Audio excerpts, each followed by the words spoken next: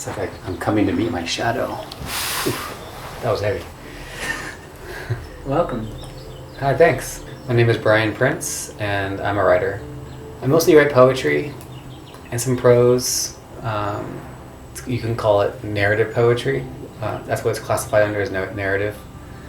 Not too much for structural poetry. I mostly just write what's off the top of my head and in unedited, free verse flow. I think words are a tricky thing. People are always really self-conscious of their words, or people shun the word poetry because they think it's just some romantic ideal, and it's just basically people don't like to read in today's day. People like to look at pictures. Who was it? I think Brion Gysin, who was one of my here's a poem by him. He's one of my favorite poets, but he's also a painter.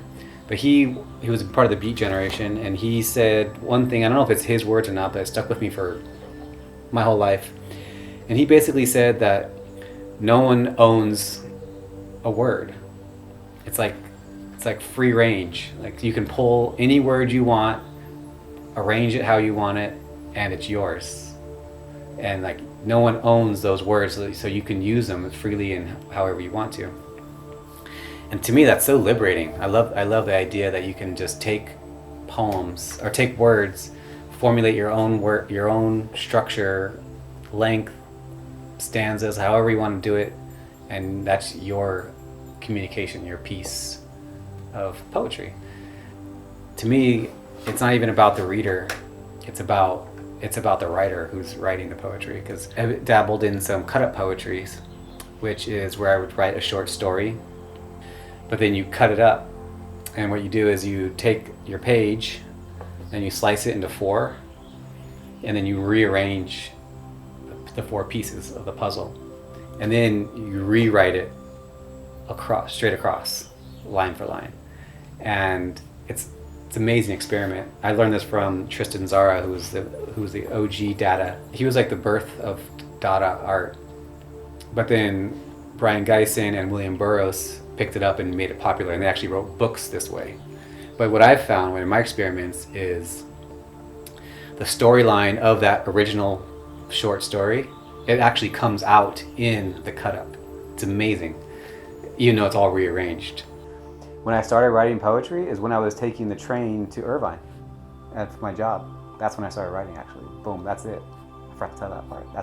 That's actually when I seriously started writing, like daily, every day.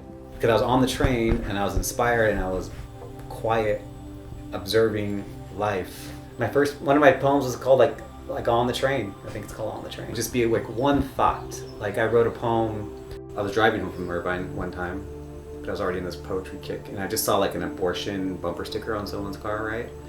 And it made me think, I'm like, oh my gosh, I could have been aborted, you know? And then a whole poem came out of this idea that I could have been aborted, but I wasn't. I was saved, and it was basically a thank you poem for my birth mom. Basically, it was pretty cool.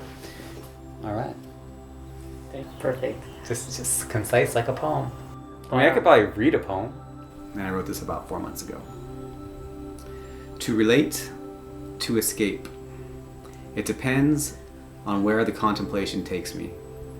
Earth ends the minute I stop and start meditating. Higher self tightens the belt, deserting all the surplus to divide us, them, humans. Our debt to progress ratio is absolutely mind-blowing. But who cares, right? The fittest will prevail. Fight. We might. Eyes closed, mind open. No. Eyes closed, clear mind. Broken hinges leave the gate naked. Wide open passage, the nephesh, impressive, energetic being. Tell me, ellipses, am I trying to relate? The future is space, so they say. As I seek the outer limits, I feel this tremendous amount of stress, as if I'm burying our ancestors faster and faster. No wonder our predecessors used the term race. Or am I dying to escape? Meditation. Gasp. Take it. Or breathe. Leave it. That's why I like poetry.